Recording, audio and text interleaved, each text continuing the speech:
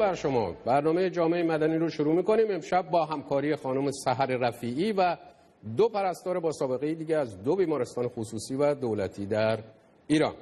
این هفته پرستاری و پرستاران. امسال ما وارد 100مین سال تأسیس مدرسه پرستاری، نخستین مدرسه پرستاری در ایران شدیم.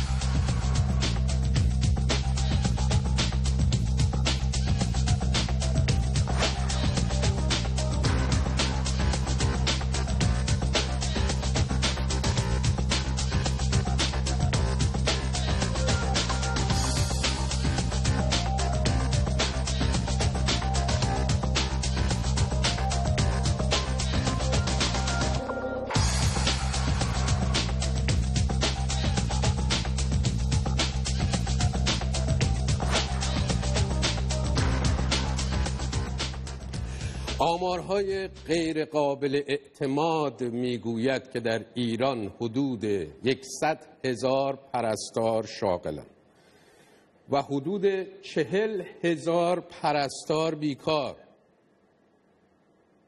شاید شنیده باشین سال 89 قرار بود مراحل استخدامی 23,000 پرستار انجام بشه که نشد.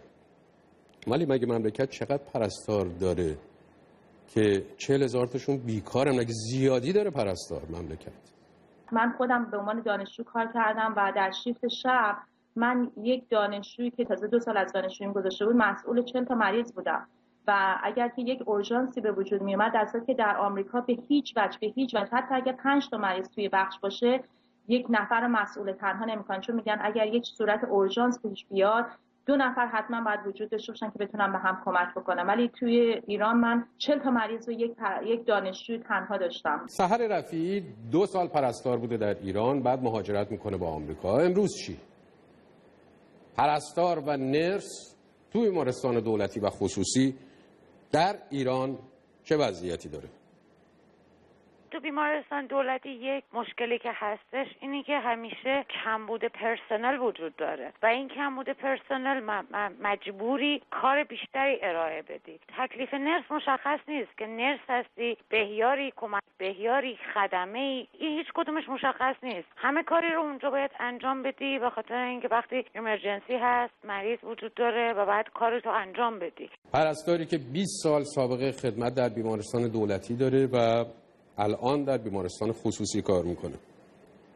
من خودم الان دارم 1,300 تومن دریافتیم هستش با چیزایی که کم میشه دارم تو بیمارستان خصوصی میگیرم.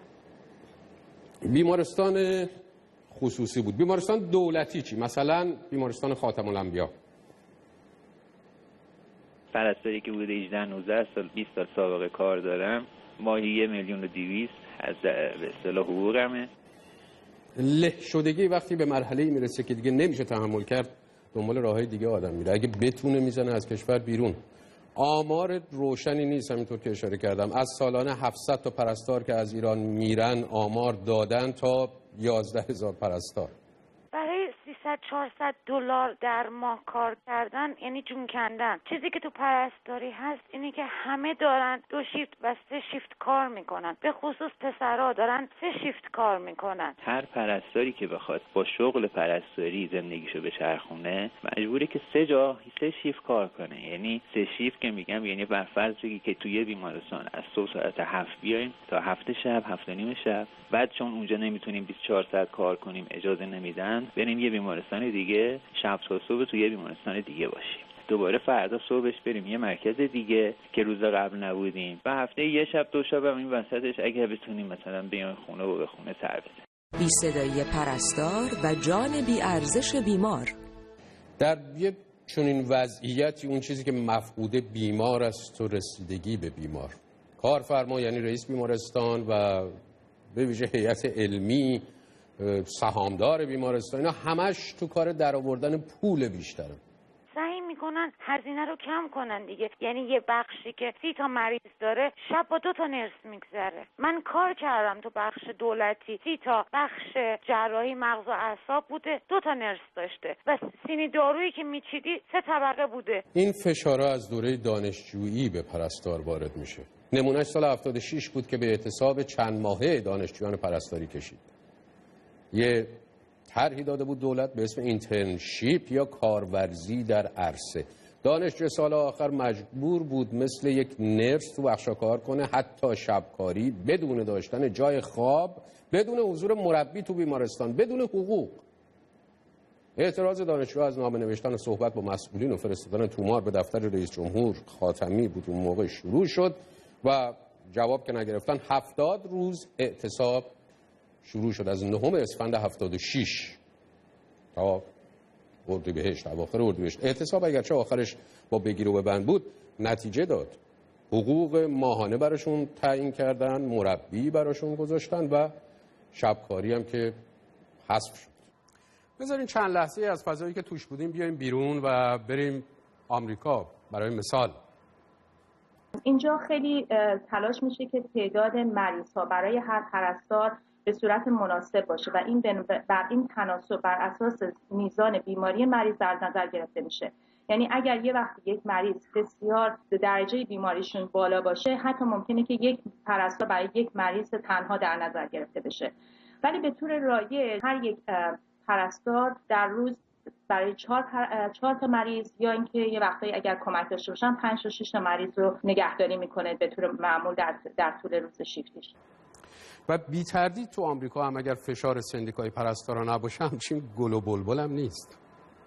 پرستاری در آمریکا یک حرفه تخصصی حساب میشه و از پایه حقوق خوبی برخوردار هستش و اتحادیه‌های پرستاری هر سال بسیار قوی هستن و چندین چیزی رو در نظر دارن. تعداد بیمار به پرستارا و دیگریش اینی هستش که حقوق پرستارا متناسب با افزایش هزینه زندگی و تورم زندگی باشه. در نتیجه در سال معمولاً پرستارها 2 بار میتونن شاید بتونن به صورت 2 بار در سال حقوقشون افزایش پیدا بکنه. یکی از طریق اتحادیه به دلیل افزایش تورم زندگی یا اینکه و دیگری این که به خاطر افزایش رتبه کاریشون. ولی معمولا اتحادیه‌ها کار میکنن که اگر که افزایش تورم زندگی وجود داره این حقوق پرستار هم به همون نسبت افزایش پیدا کنه.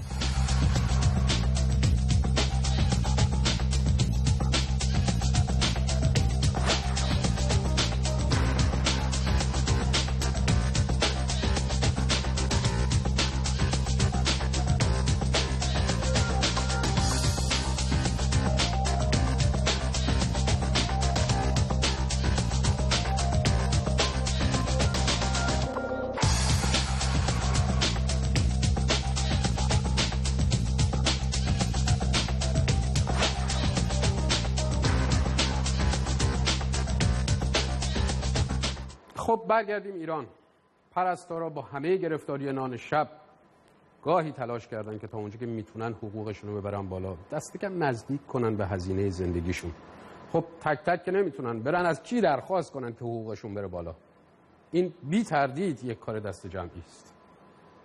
مثلا پارسال روند ما داشتیم، ما مثلا یه گریدم گرفتیم، مثلا 50-60 هزار تومان اضافه شد و تو خندت میگیره که این همه تلاش 50-60 تومان و هیچ کس هم حاضر نیست اعتصاب بخواد بکنه. با شرایط وضعیت اقتصادی هیچ کس در حال حاضر زیر بار این داستان ها نمیره. خیلی خوب، اما همین کار برای نمونه چجوری انجام شد؟ همین 50-60 هزار تومان اضافه شدن، تحسن شد، نامه جمعی نوشته شد، چی شد؟ بله نامه می نویسیم دیگه، برای کارهای اجتماعی بالاخره صورت میگه امضا نمیکنن، بعضی امضا میکنن، بالاخره جمعیتا به اتفاق 80% پرسنل امضا کردن دادن که با فیشای حقوقی که جای دیگه آوردیم که جای دیگه بالاخره بیمارستان حقوقی مقداری رو اضافه کردن. خب اینا کار سندیکاست در واقع که این پرستارا کردن. بذارین همینجا بگم که سندیکای پرستاران ایران هیچ وقت غیر قانونی اعلام نشد. بس و اگر سندیکا بود میتونست پیگیرتر باشه از اون چیزی که این بانوی پرستار گفت، چانه زنی بیشتری بکنه. چون قضیه به اینجا که ختم نمیشه.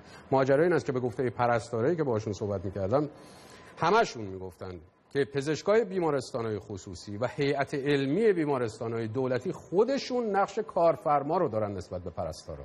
کل وزارت خونه دست پزشکیه، دست پزشکاست و پزشکا هرگز حاضر نمیشن که بخوان این حقوق پرستاری بخواد بالاتر از این بره. مثلا تو بیمارستان دولتی ما چیزی به اسم کارانه داریم، کارانه بیمارستان، درآمد بیمارستان. خب این تفاوت کارانه، کسی که خب اون رو داره جراحی میکنه، پزشک داره انجام میده، میخواد ماهی 3 میلیون بگیره. خب در نتیجه که پرستار هستش میخواد بشه 300 تومن 200 تومن. این کارانه ای که درآمد یک بیمارستان میخوان تقسیم بکنن. تو بیمارستان خصوصی هم برای این رضایت نخواهند داد حقوقی افزایش بشه، میگن ما درآمدی نداریم. وقتی قراره کسی که پزشک هستش سهامدار بیمارستان مطابق سهامش میخواد هزینه‌های این ور و اون ور بخواد بپردازه، میخواد درآمد بیشتری داشته باشه. بنابراین میخواد بیاره کف حقوق، کف حقوقی که برای یک کارمند بریدند و پرسنل استخدام بکنه.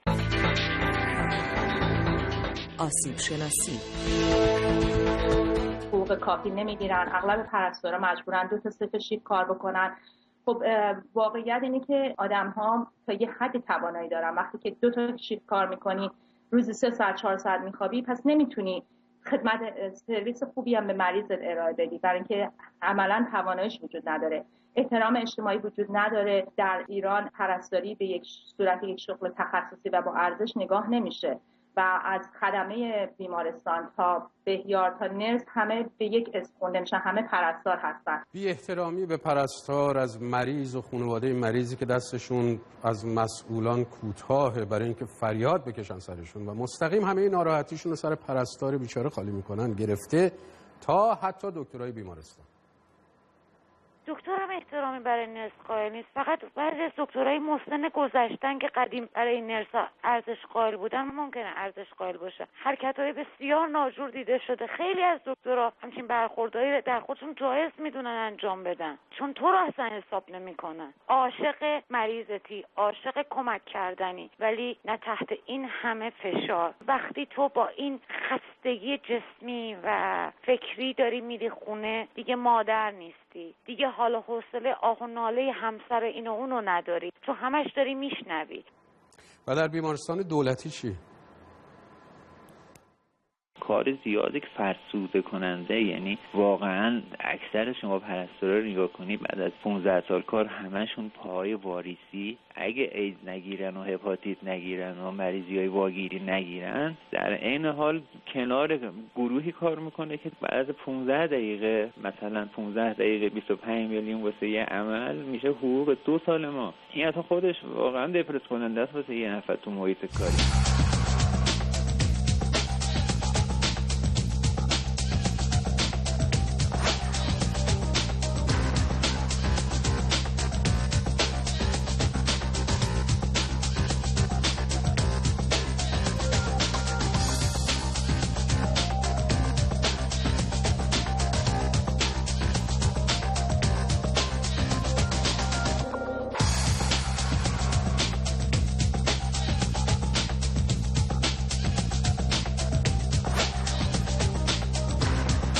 خب دولت آقای روحانی چه کرده برای نجات پرستاری و پرستاران و نجات جان مریضایی که پرستارای دلسوز اما بیخواب و خسته و عصبی از فشار زندگی باید بهشون برسن؟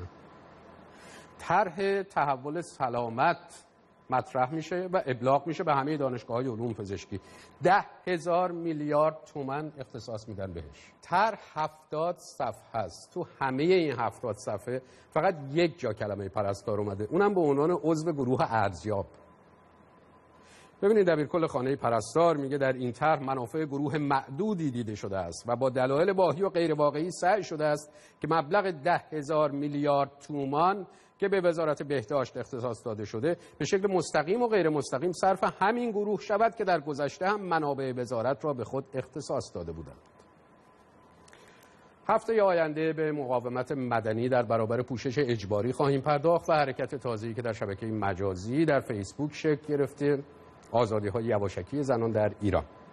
از طریق ایمیل یا فیسبوک برنامه تماس بگیرید با ما، تجربه هاتون رو برامون بنویسید و ما رو راهنمایی کنید. facebook.com/VOA مدنی و آدرس ایمیل ما جامعه مدنی@voanews.com. شب و روز بخیر.